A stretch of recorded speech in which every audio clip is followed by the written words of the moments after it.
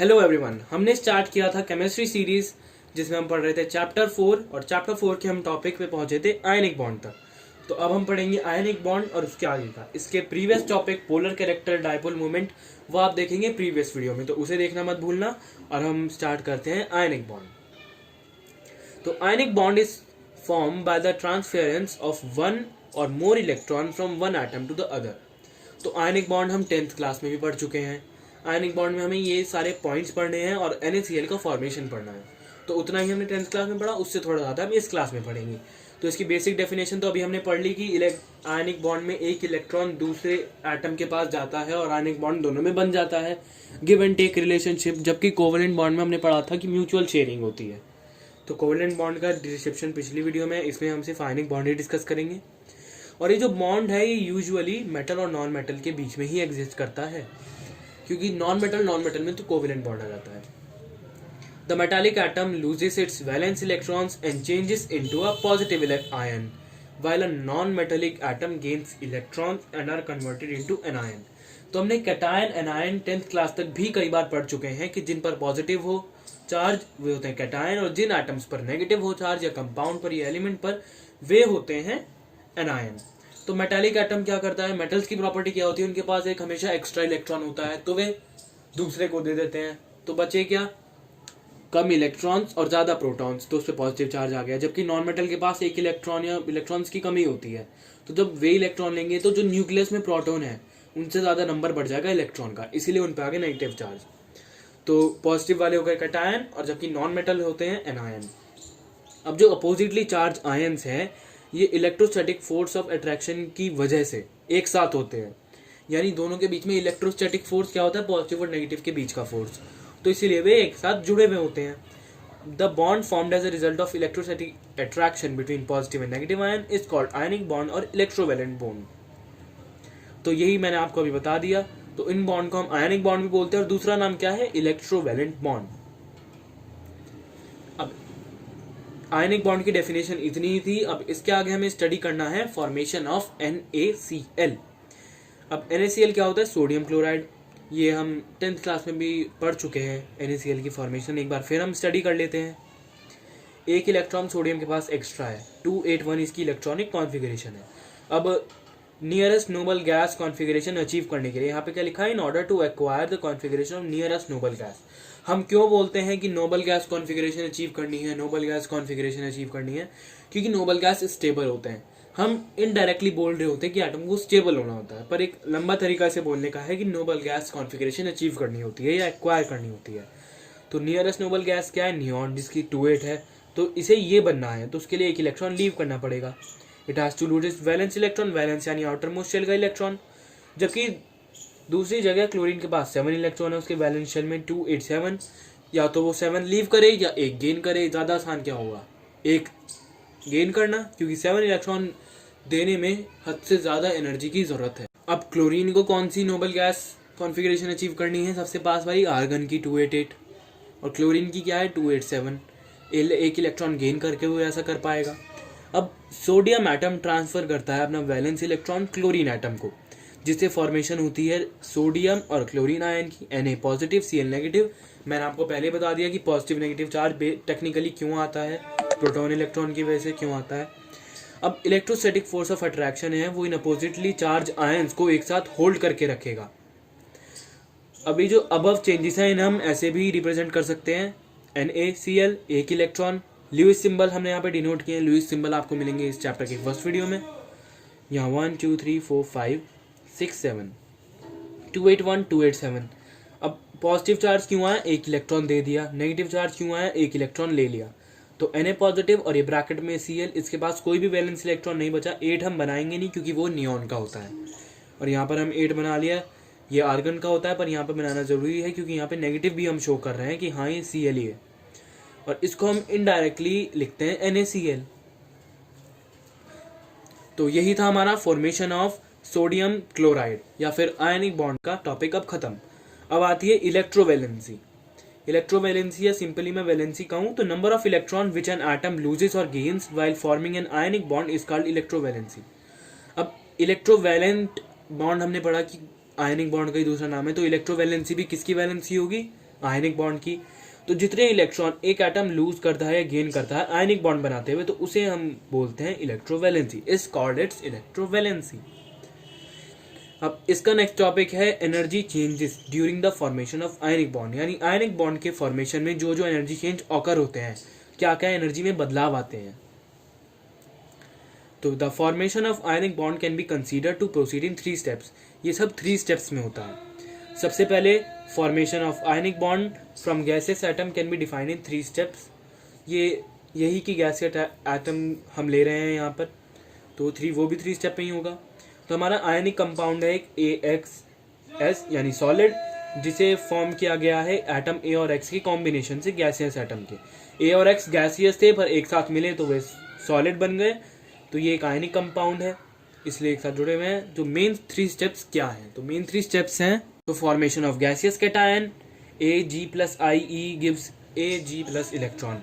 तो इसको मेनली अगर हम पढ़े ढंग से तो पहला एटम है A, गैसियस एटम है, प्लस IE का मतलब है आयनाइजेशन एनर्जी।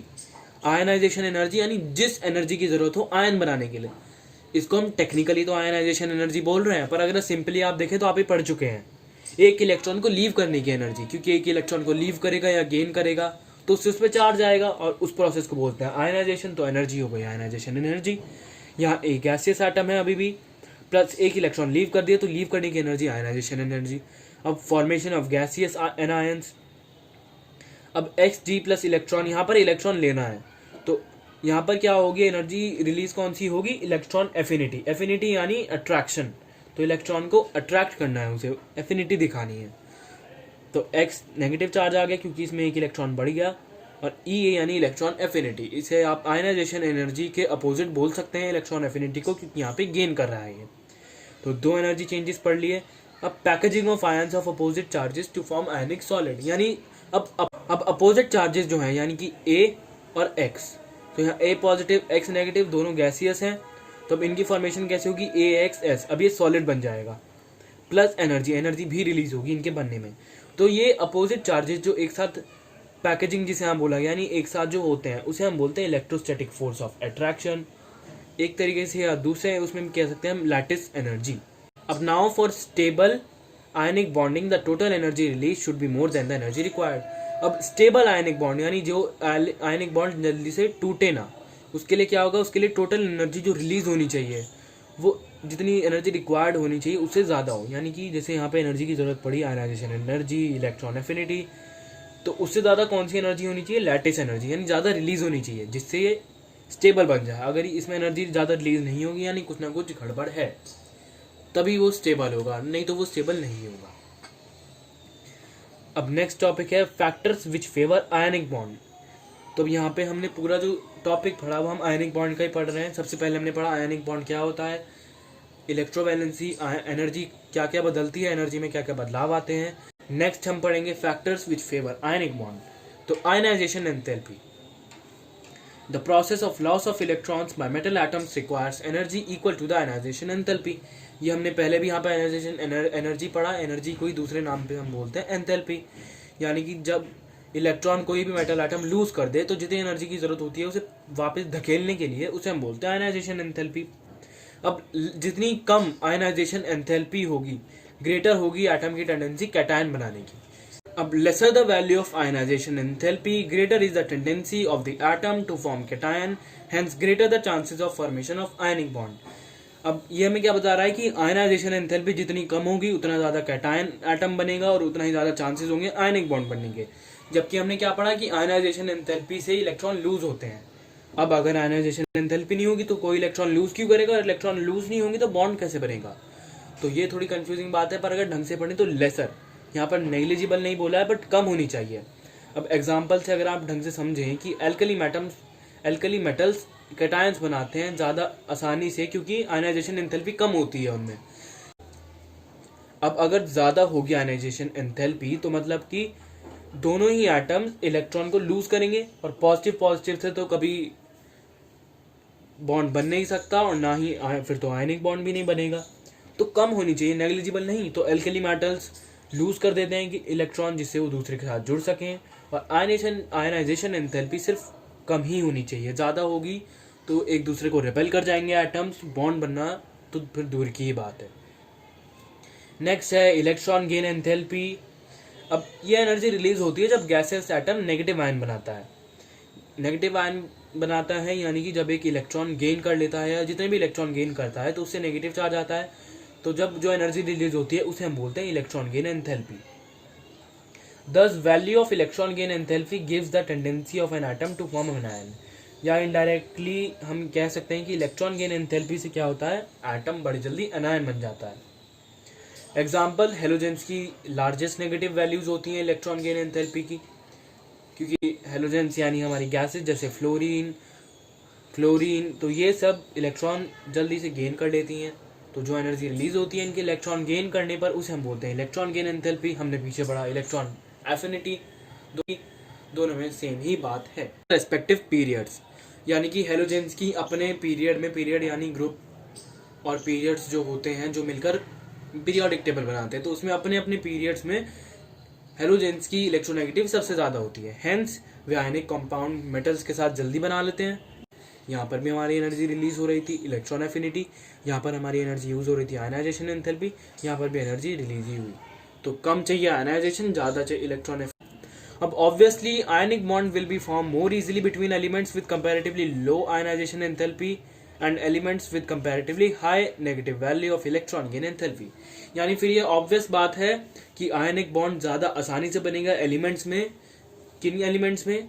जिनमें आयनाइजेशन एंथैल्पी कम हो और एलिमेंट्स में कंपैरेटिवली नेगेटिव वैल्यू ज़्यादा हो, या इलेक्ट्रॉन गेन एंथैल्पी ज़्यादा हो और आयनाइजेशन कम हो, तो इससे बनेगा आयनिक बॉन्ड बहुत ही ज़्यादा जल्दी। Larger the amount of energy, यानी जितना ज़्यादा चार्ज होगा ग्रेटर फोर्स ऑफ अट्रैक्शन होगी और ज़्यादा अमाउंट ऑफ एनर्जी यानी लैटिस एंथैल्पी रिलीज होगी। अब नेक्स्ट है साइज ऑफ आयंस। जितना ज़्यादा आयंस का लार्ज साइज होगा उतना ही कम फोर्स ऑफ अट्रैक्शन होगा न्यूक्लियस के बीच में और इलेक्ट्रॉन्स के बीच में। पर स्मॉल साइज में क्या होगा, ग्रेटर अट्रैक्शन होगा न्यूक्लियस और इलेक्ट्रॉन के बीच में। स्मॉल साइज का मतलब अगर यहाँ है न्यूक्लियस और इसके चारों तरफ इलेक्ट्रॉन्स रोटेट कर रहे हैं, तो अगर ये छोटी डिस्टेंस पे होगे तो ज़्यादा अट्रैक्शन होगा, और अगर लार्ज डिस्टेंस हम करेंगे तो दोनों के बीच में इलेक्ट्रॉन कम अट्रैक्टिव होंगे और वो एक टाइम पर आकर लूज कर जाएगा इलेक्ट्रॉन। तो ये भी डिपेंड करती है लैटिस एंथैल्पी किस पे होगी। अब इफ लैटिस एंथैल्पी यानी Le प्लस डेल्टा HEG यानी इलेक्ट्रॉन गेन एंथैल्पी ग्रेटर होंगे आयनाइजेशन एंथैल्पी से, तो नेट इफेक्ट क्या होगा इसका कि एनर्जी रिलीज होगी, एनर्जी एब्जॉर्ब नहीं होगी, रिलीज होगी। Hence ionic bond is formed. तो हमने पीछे भी पढ़ा कि लैटिस एंथैल्पी और ये जब एनर्जी रिलीज होती है और आयनाइजेशन एंथैल्पी हमें कम यूज करनी होती है, तो इसका इफेक्ट क्या होता है, आयनिक बॉन्ड बनता है। तो यही यहाँ पे हमें बताया गया है। तो अब ये टॉपिक लैटिस एंथैल्पी कंप्लीट होता है। अब इसके आगे का टॉपिक है VSEPR यानी valence shell electron pair repulsion theory, molecular orbital theory, और भी बहुत सारे टॉपिक्स अभी इस चैप्टर में बच रहे हैं, तो वो हम पढ़ेंगे नेक्स्ट वीडियो में। और इसके पहले के टॉपिक्स आप मेरी प्रीवियस वीडियो में देख सकते हैं। Thanks for watching. And if you learned something from this video, consider subscribing.